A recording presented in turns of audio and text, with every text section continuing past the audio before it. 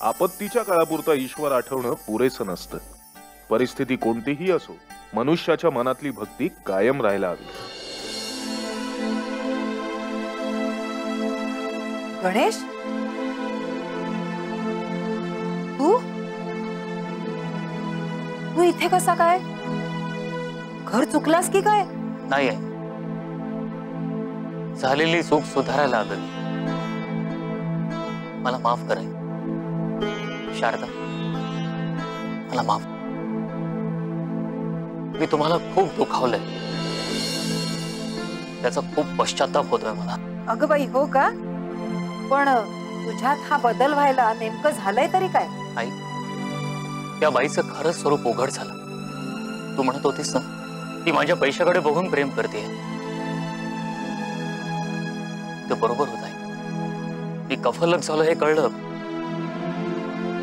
आणि ती बाई मला सोडून गेली. म्हणजे ती गेली म्हणून तू घरी परत आलास, असंच ना?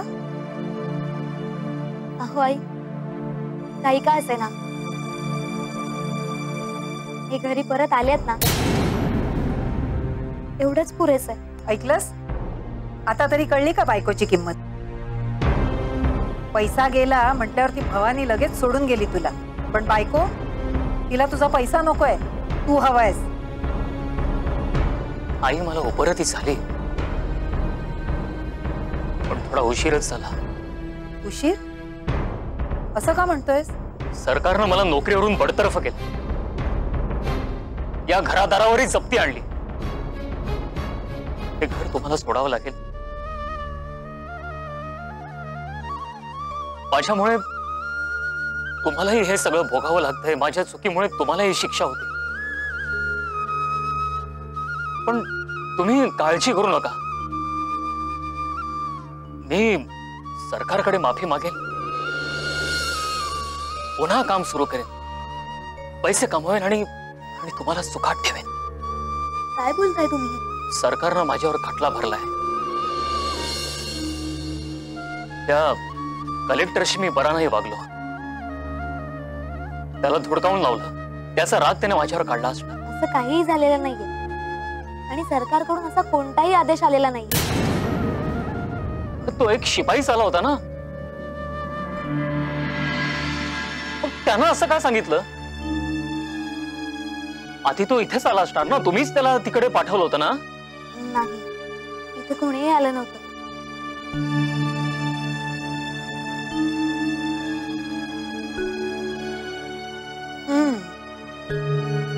आलं लक्षात. अरे, ही सगळी स्वामींचीच रचना असणार. स्वामी खरंच धन्य आहेत, माझे डोळे उघडण्यासाठी आणि त्या बाईचं खरं रूप माझ्या समोर आणण्यासाठीच त्यांनीच हे सगळं केलं. स्वामी कृपावंत आहे.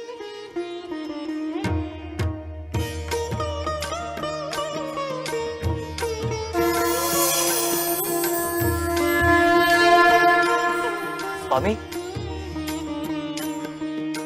स्वामी, आपण माझ्यासारख्या नादान भक्तासाठी किती कष्ट घेतले. तो गणेशा, तू मोहात पडलास, वाहवत गेलास, तुला बरं वाईटही कळेनासं झालं. पण शिष्याला योग्य मार्गावर आणणं हे गुरुचंच काम असतं. एक गोष्ट, धन आणि वारांगना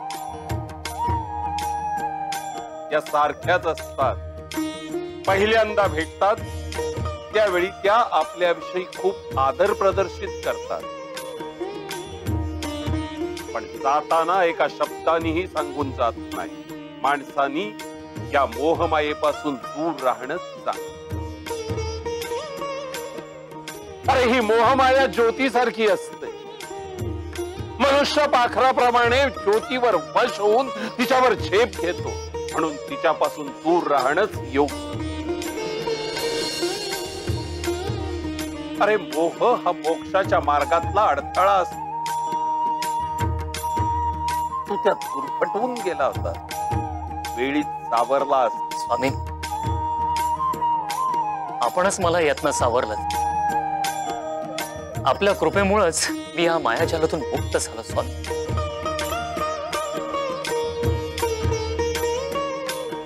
भिवू नकोस, मी तुझ्या पाठीशी आहे.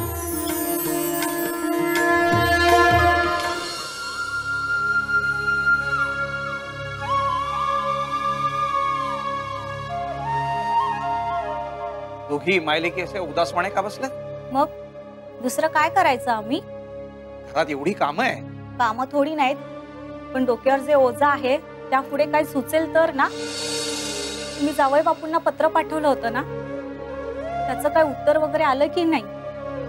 तुम्ही तेच बघायला गेला होतात ना टपाल कचेरीत? मग काय झालं? अगं येईल घेईल, उत्तर नक्की येईल.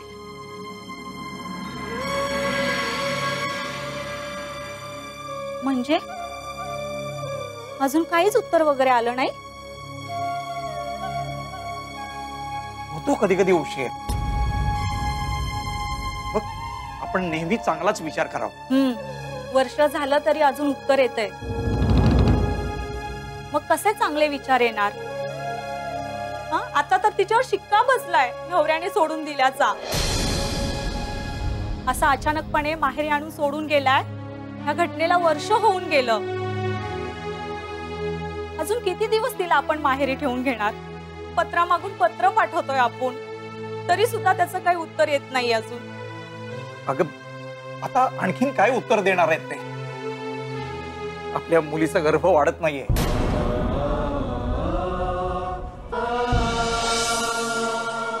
आणि त्याचं पतनही होत नाही. म्हणून तर तिला इथे सोडून गेली आहेत ना ती.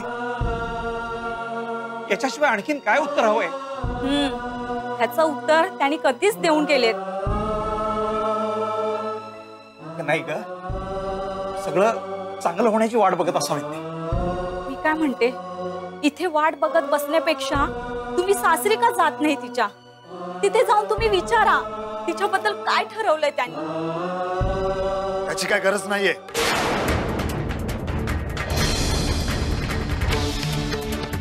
जावई बाबू तुम्ही? अगं मी काय म्हणत होतो आणि तुम्ही उत्तराची वाट बघत होता. या या बसा. अगं यांना थोडं गुळ पाणी दे. काही नको. इथे बसायला किंवा पाहुणचार वगैरे घ्यायला आलो नाहीये.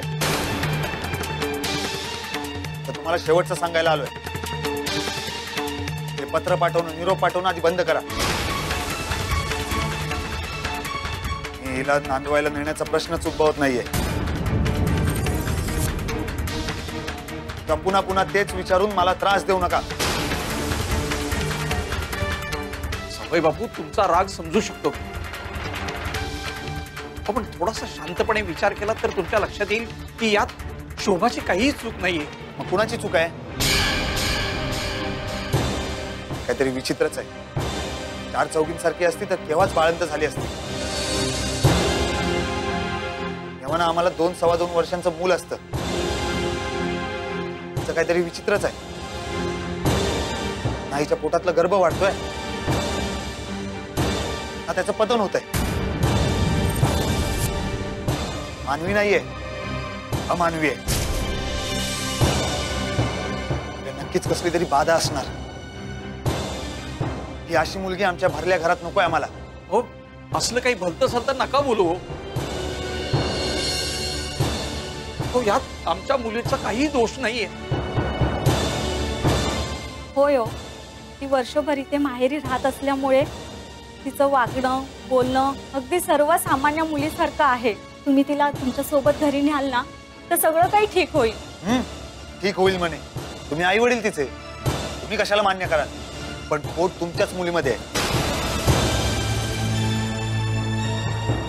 फार गुणी मुलगी आहे ना तुमची, मग ठेवा तुमच्याकडे. अशी अवलक्षणीय मुलगी घरी नेऊन घरावर अरिष्ट ओढावून घेणार नाहीये. हो, असं काही बोलू नका. हो, आता बोलणार नाहीये, कृतीच करणार आहे. तिला नांदवणार नाहीये मी आता. तर आजच गाडी मोड करून घेणार आहे हिच्याशी. हो जावई बापू, आता काय करायचं? तोच विचार करतोय. जावई बापूंची कशी समजूत घालायची, कोणाला मध्यस्थी करायला सांगावं. मला काय वाटतं, तुम्ही चुकीच्या दिशेने विचार करताय. जावई बापूंना कोणी सांगून समजवणार आहेत का ते? मग काहीतरी करायला पाहिजेच ना, काहीतरी हातपाय हलवायला पाहिजेतच ना. मी एक सुचू. शेजारच्या यमुनाताई सांगत होत्या की तुम्ही स्वामी समर्थांकडे जा, त्यांना आपलं दुःख सांगा, ते नक्कीच त्यावर उपाय सांगतील. आपण जाऊया स्वामींकडे. वा, छान. आता हे एवढंच राहिलं होतं, हे साधू बाबांच्या आहारी जाणं. हो, असं काय करताय? तिच्याकडे पाहिलं तर काळजाचं पाणी पाणी होतंय. उभं आयुष्य काढायचंय तिला. काय होईल त्या पोरीचं? कोण आहे आपल्या मागे तिला सांभाळायला? आणि त्यातच स्वामींबद्दल कळालं. म्हटलं देवालाच दया आली असावी, त्याने एक आशेचा किरण दाखवलाय आपल्याला. आणि तुम्ही तर असं स्वामींबद्दल बोलताय. मग काय इथेच सारं संपलं? असं नाहीये. अगोदरच आपल्यावर ही एवढी वाईट वेळ आली, पण ती पूर्णपणे खचलो आहे. आणि अशा या काळात आपली आणखीन फसवणूक होऊ नये म्हणून म्हणत होतो ग मी. आणि आपण आतापर्यंत तिच्यासाठी थोडं केलंय का? त्या मुलीचं चांगलं होत असेल तर तू म्हणशील तिथं जायला मी तयार आहे, मग तर झालं.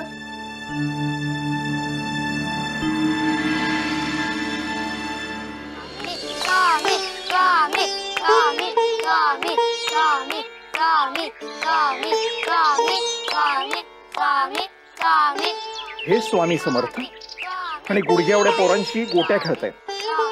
हे माझी मदत काय करणार?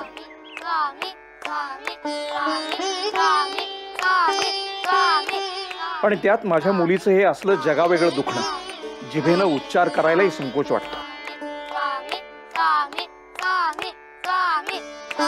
2-3 वर्ष झाली, मुलीचा गर्भ ना वाढतो ना गर्भपात होतो. आखरीतच घडतंय काहीतरी. आजवर काय कमी इलाज केले त्यावर? वैद्य झाले, हकीम झाले, नाना प्रकारची औषधोपचार झाली. कुणी सांगितलं देवाचं करा, ते करून झालं. उपास तापास पूजा अर्चा केल्या, काही करायचं शिल्लक म्हणून ठेवलं नाही. पण आहे त्या परिस्थितीत तसोबरही फरक पडला नाही. भले भले उपाय थकले. आणि असं असताना हे समोर दिसणारे स्वामी, त्यांना साकडं घालायचं? काय देणार ते मला? हातातल्या गोट्या? छे छे. यांच्यावर भरोसा ठेवायचा म्हणजे माझ्यावर जे बेतलंय ते यांना सांगू मी?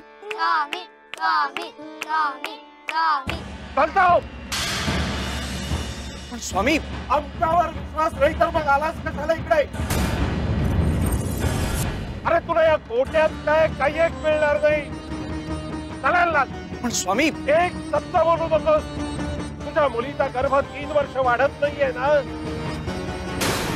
आणखी 6 वर्ष वाढणार नाही. स्वामी, स्वामी, मी न सांगताच माझ्या मनातलं ओळखलं तुम्ही. तुम्ही धन्य आहात स्वामी. मी तुम्हाला ओळखायला चुकलो. मला माफ करा स्वामी, मला माफ करा. ठीक आहे, आलायस ना, आमची पाद्य पूजा कर. जशी आपली आज्ञा स्वामी.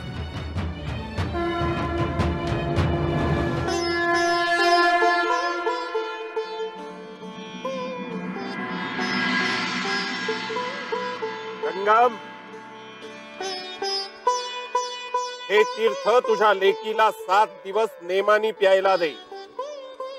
सगळं ठीक होईल.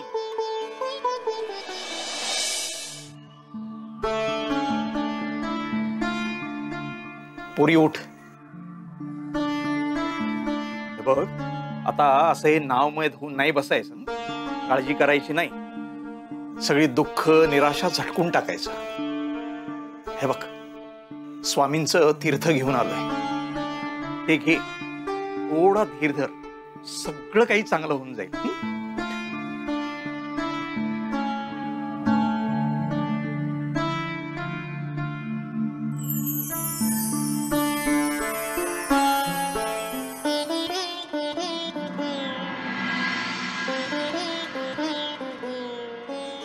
अहो, तुम्ही आजोबा झालात. आपल्याला नातू झाला. काय सांगतेस? खरं की काय? हो. अगोदर मी हे स्वामींना जाऊन सांगून येतो. तुळप्पा, तुळप्पा, स्वामी कुठे आहे? स्वामी बागेहळ्ळीत गेले. होय का? ठीक आहे, मी तिकडे जातो, मला त्यांना भेट. अहो जंगम, अहो स्वामी समाधीस्थ आहेत, त्यामुळे त्यांना कुणीही त्रास देऊ नये असं बजावून ठेवलंय ते. त्यामुळे स्वामींची भेट होणं आत्ता कठीण. पण तुम्हाला स्वामींना इतकं तातडीनं भेटायचंय आणि इतके आनंदीही दिसताय तुम्ही. हो हो, अगदी हर्षवायू होईल की काय असं मला वाटतंय. आनंद ही फार काळ मनात ठेवणं शक्य होत नाही हो. कधी एकदा हे सगळं स्वामींना सांगेन असं झालंय. पाव चमत्कार झाला, काही दिवसातच चमत्कार झाला. मला नातू झालाय. भल्या भल्यांनी हात टेकले होते, पण स्वामींच्या कृपेने हे शक्य झालंय.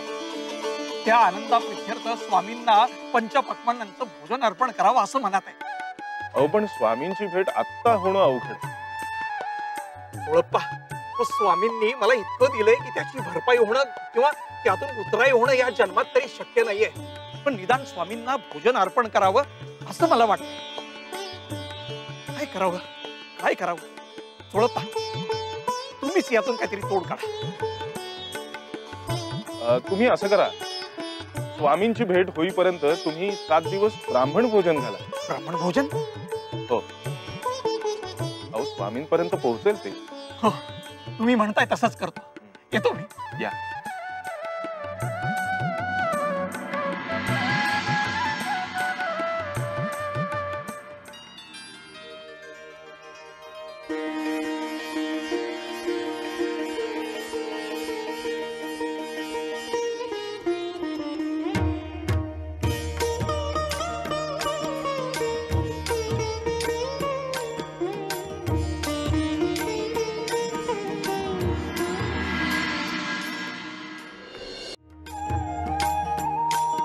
स्वामी, स्वामी, आपण चलावं आणि काहीतरी खाऊन घ्यावं. आम्हाला काहीही नकोय. अहो स्वामी, पण गेले 7 दिवस आपण काहीच खाल्लेलं नाहीये. अरे नको आमची काळजी करू, आमचं पोट भरलेलं आहे. अहो पण काहीच खाल्लेलं नाहीये, मग पोट कसं भरलेलं असेल? अरे खातोत आम्ही, आम्हाला जेवण मिळतंय. खरंच आमचं पोट तुडुंब भरलेलं आहे.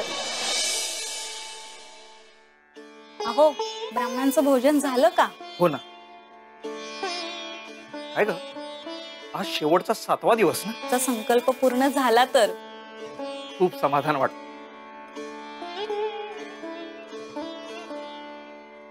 स्वामी बापू, तुम्ही? हो मीच. नाही, असे अचानक? हो, आणि यावेळी तुम्ही काही पत्र निरोप न पाठवताच आलोय मी. हो, तुम्ही नाही कळवलं, मला कळलंय. माझ्या शोभाला मुलगा झालाय. हो, म्हणूनच मी आलो, शोभाला आणि माझ्या मुलाला घरी घेऊन जायला.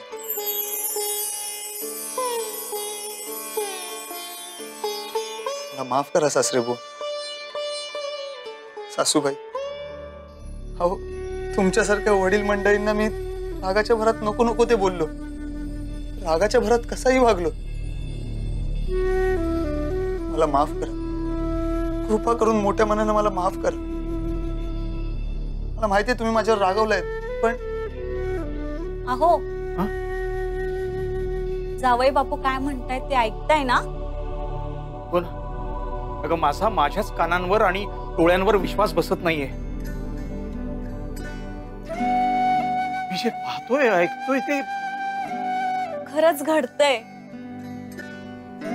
जावई बापू, आम्ही तुमच्यावर बिलकुल रागावलेलो नाही. हो, आमचंच नशीब काही काळ आमच्यावर रुसलेलं होतं, पण ते आता प्रसन्न झालंय. तुम्ही आमच्या शोभाला, आमच्या नातवाला घेऊन जायला आलात, यातच आम्ही भरून पावलो. अहो, कुठे निघालात? अगं, ज्यांच्या आशीर्वादामुळं आपल्या शोभाचं आयुष्य मार्गी लागलं, त्यांचे पहिल्यांदा आभार मानून येतो. त्याशिवाय मला चैन नाही पडणार. जावई बापू, येतो.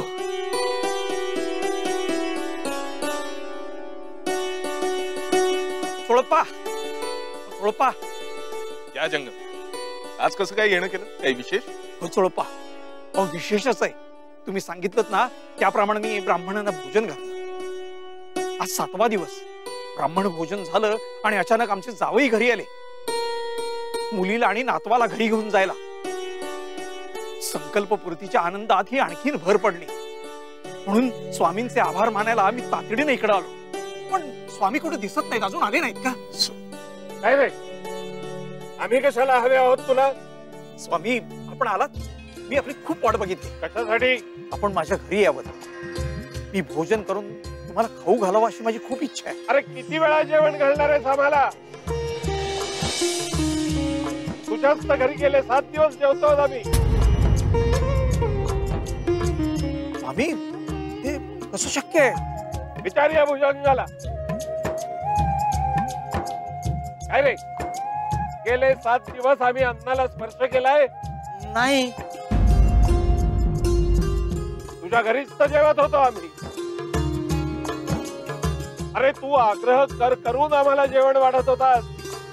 पोट तुडुंब भरत होतं आमचं. तुझ्याच घरी तर आम्ही जेवत होतो.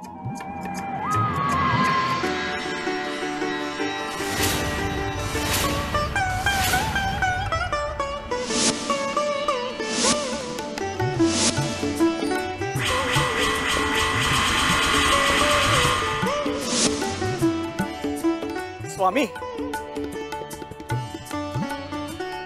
स्वामी आपण धन्य आहात. आपली लीला आगाध आहे. आपण समाधीत असतानाही माझ्या घरी आलात आणि माझी इच्छा पूर्ण केली. अरे आमच्या भक्ताची इच्छा आम्ही कशी काय अपुरी राहून देऊ?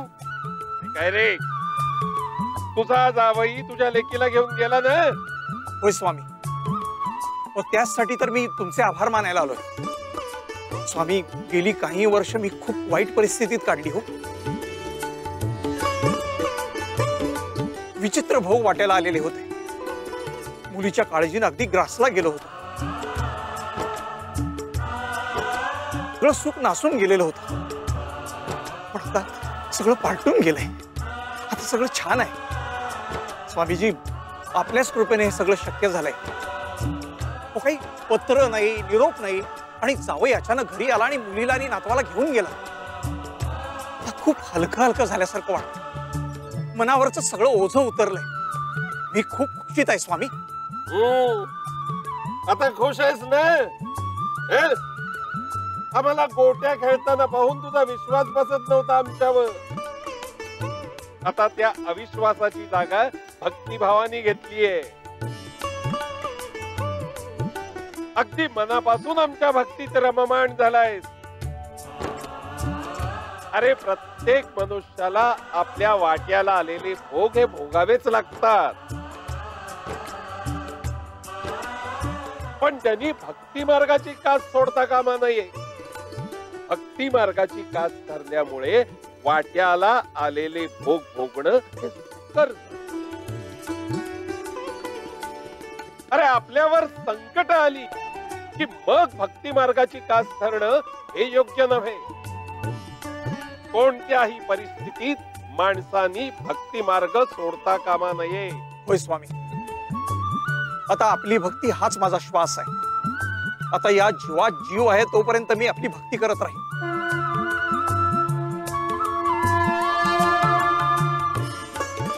येऊ नकोस, मी तुझ्या पाठीशी आहे.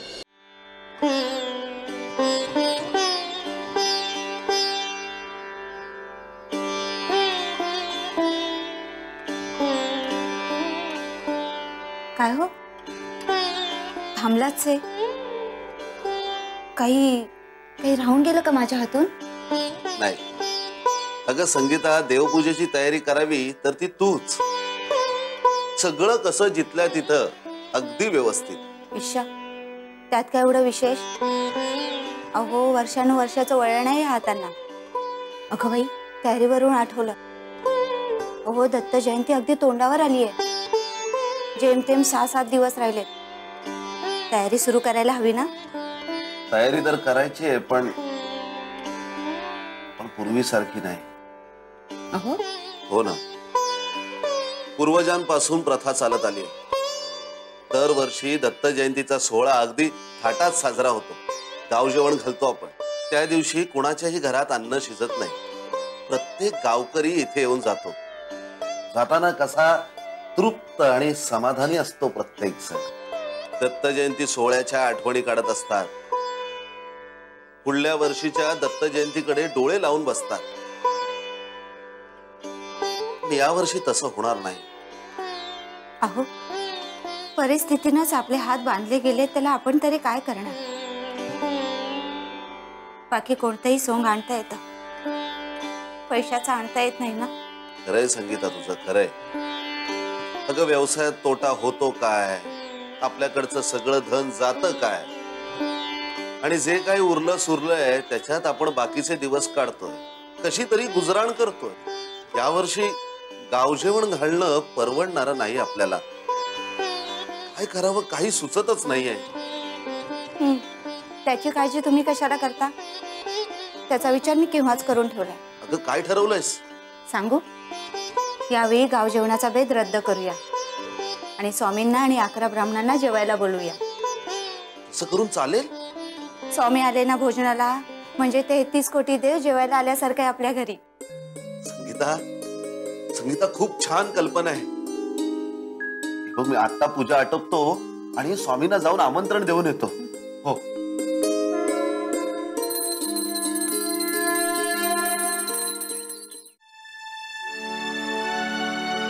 ओ दादा, जरा थांबता का? जवळ नको, लांब लांब लांब राहायचं. दादा लांबच उभा आहे, मला एक सांगाल? अरे, काय विचारायचंय ते लवकर विचार, माझ्याकडे वेळ नाहीये. स्वामी समर्थ कुठे भेटतील हो? स्वामी ना, ते काय त्या वटवृक्षाखाली असतात. आणि तुमच्या माहितीसाठी सांगतो, मीही तिकडे चाललोय. असं? वा वा वा वा. अहो, इथल्या लोकांना स्वामींचं दर्शन रोज होत असणार. नशीबवान हो तुम्ही. हो. अहो, स्वामींची ख्याती ऐकूनच इथं आलो बघा. अरे हो, बऱ्याच गोष्टींसाठी प्रसिद्ध आहेत ते.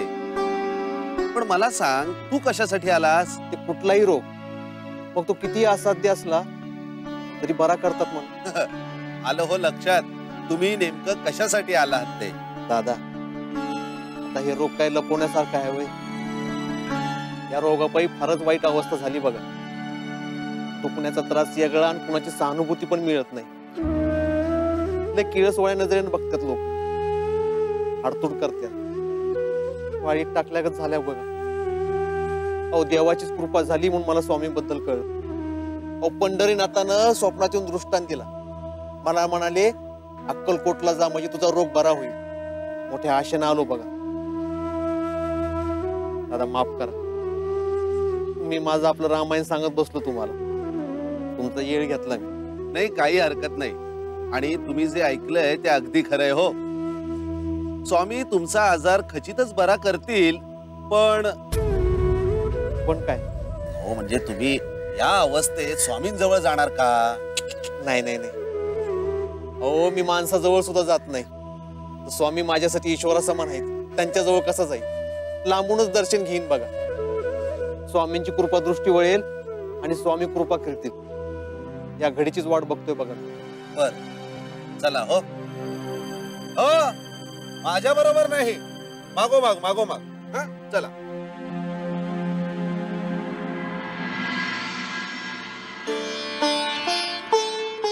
नमस्कार स्वामी. ये केशव भटा.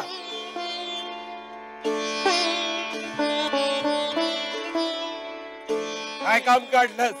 स्वामी, अहो, दत्त जयंती जवळ आली. सालाबाद प्रमाणे यंदाही दत्त जयंतीचा सोहळा साजरा करायचा आहे.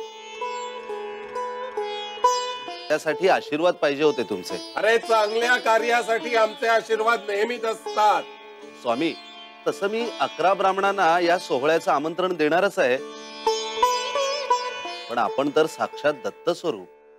आपण आलात तर आमचं जीवन सार्थकी झालं असं समजेल. मला माफ करा स्वामी, असं लांबूनच दर्शन घ्यावं लागत आहे. पण हा रोग, ही अशा कुरूप दुर्दशा झालेल्या देहानं आपणास कसा भेटू मी स्वामी? पण आपणाला पाहून मन कसं आनंदानं भरून गेलंय. वाटत आहे की आपणास असंच पाहत उभं राहावं.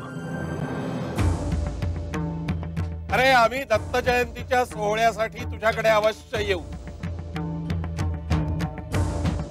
पण त्याआधी आमचं एक काम करशील? आपला हुकूम असावा.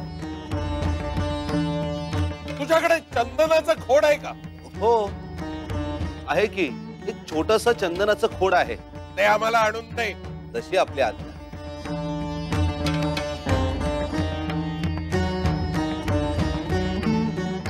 बाळ्या, तुला लपाछपीचा खेळ ठाऊक आहे का?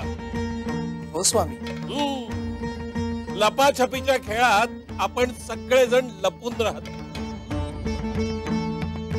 आणि ज्याच्यावर राज्य असतं तो लपून छपून आपल्याकडे पाहत असतो. स्वामी, लपाछपी कोण खेळतंय? लपाछपी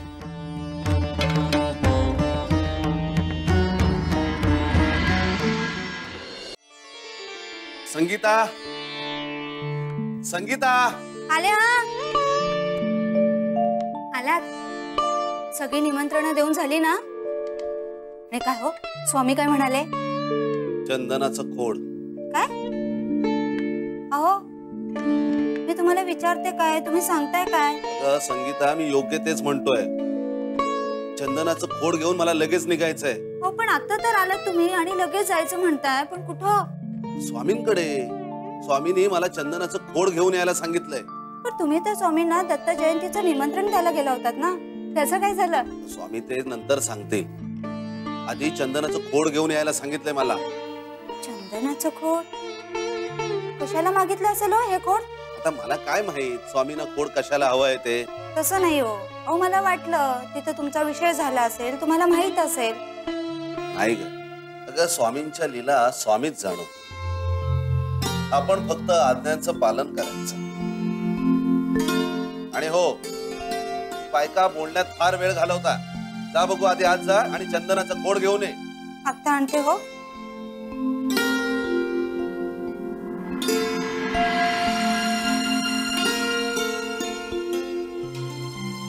हे घ्या. वा, पैकीच्या पैकी गुण तुला बरं का. अगं लगेच आणून दिलंच खोड. बरं, मी निघतो.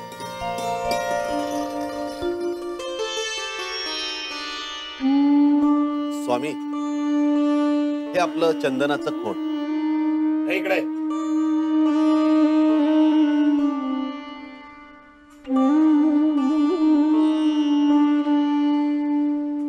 काय रे, लपाछपीचा खेळ खूप आवडतो वाटतं तुला? ठीक आहे.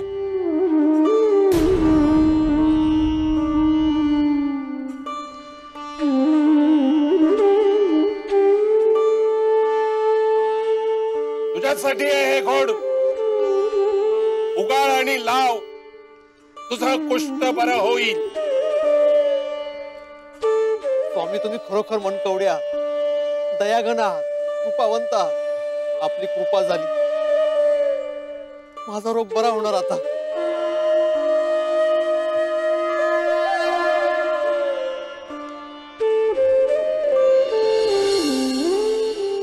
अहो आपली लीला अजब आहे, पण याचा अर्थ नाही उमजला. उमजेल, पण वेळ आली की मग. म्हणजे स्वामी, तुम्ही आमच्याकडे येणार ना दत्त जयंतीला? आम्ही दत्त जयंतीच्या उत्सवाला तुझ्याकडे अवश्य येऊ. आणि काय रे, आमच्या खेरीज इतर 11 ब्राह्मण भोजनासाठी बोलवलंयस ना तू? होय स्वामी. 11 नको, 10च बोलव. एक ब्राह्मण आम्ही घेऊन येऊ तुझ्यासाठी. तशी आपली आज्ञा.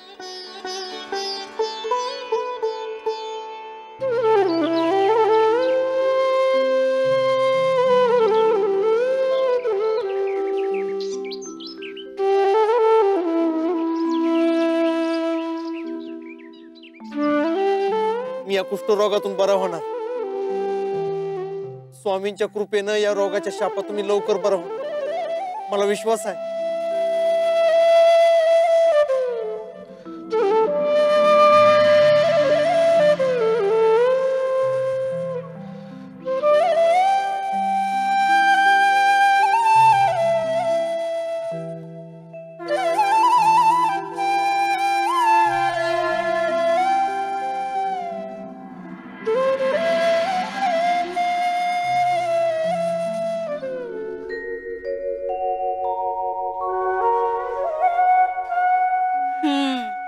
स्वारी अगदी आनंदात दिसते.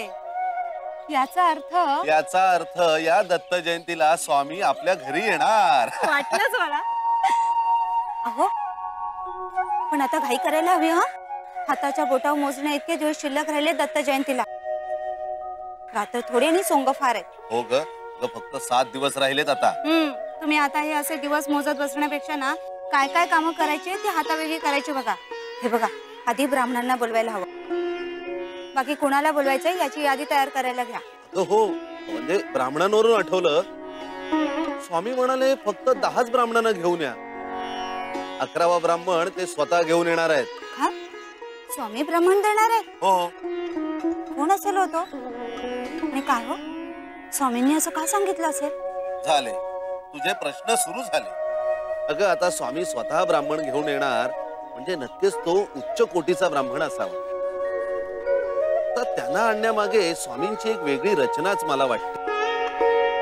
दत्त जयंतीला स्वामी स्वतः ब्राह्मण घेऊन येणार, मला वाटतं हे एक शुभ लक्षणच आहे. चल चल आपण तयारीला लागूया. अगं स्वामी येणार आहेत, कुठं जराही उणीव राहायला नको.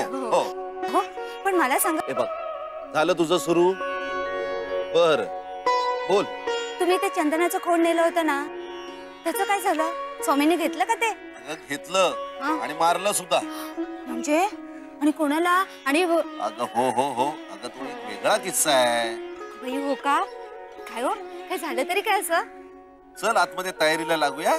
तयारी करता करता सगळं सांगतो. हा चला या आतमध्ये.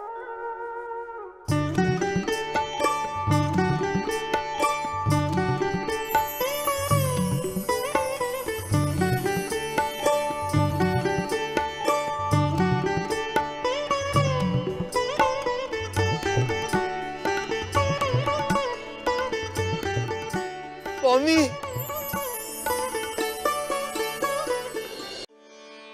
गीता, अगं सोहळ्याची सगळी तयारी झाली की नाही? सगळी कामं उरकली की नाही? आतापर्यंत 10व्यांदा तरी हा प्रश्न तुम्ही मला विचारला असेल. आणि मी म्हणते तुम्ही उगाच काय चिंता करता? अहो इतकी वर्ष आपण हा सोहळा करतो, कधी काही उणीव राहिली आहे का? तसं नाही ग.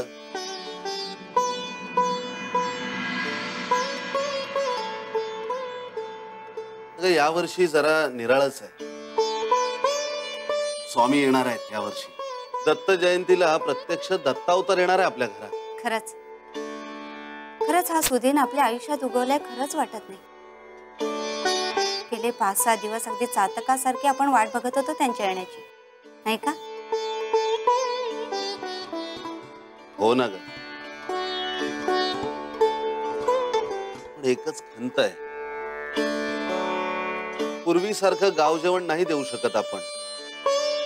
असो, स्वामींच्या पुढ्यात बाकी सगळं गौण वाटतं मला.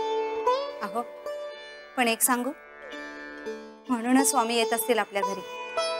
जाणीव असेल त्यांना याची.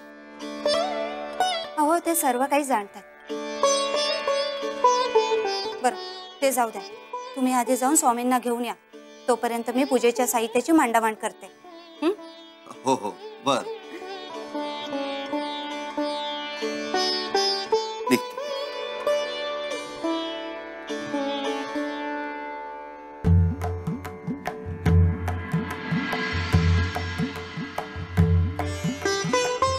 स्वामी, मी आपणास दत्त जयंतीसाठी घरी नेण्यासाठी आलो. ठीक आहे.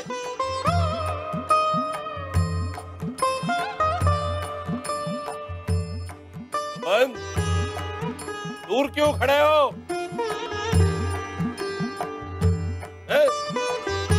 आओ हमारे पास आओ. अरे आता तुझं कुष्ठ बरं झालंय ना, मग आता आमच्या जवळ यायला का घाबरतोय? ही चलबिचल कशासाठी? क्यों झिजक रहे हो? कशासाठी घाबरतोय? स्वामी, समाजात वावरताना मला फार घाबरून राहावं लागतं, कारण मी शूद्र आहे ना. मग आपली मर्यादा कसा ओलांडणार? ठीक है, अगर तुम हमारे पास नहीं आते हो, हम तुम्हारे पास चले आते हैं.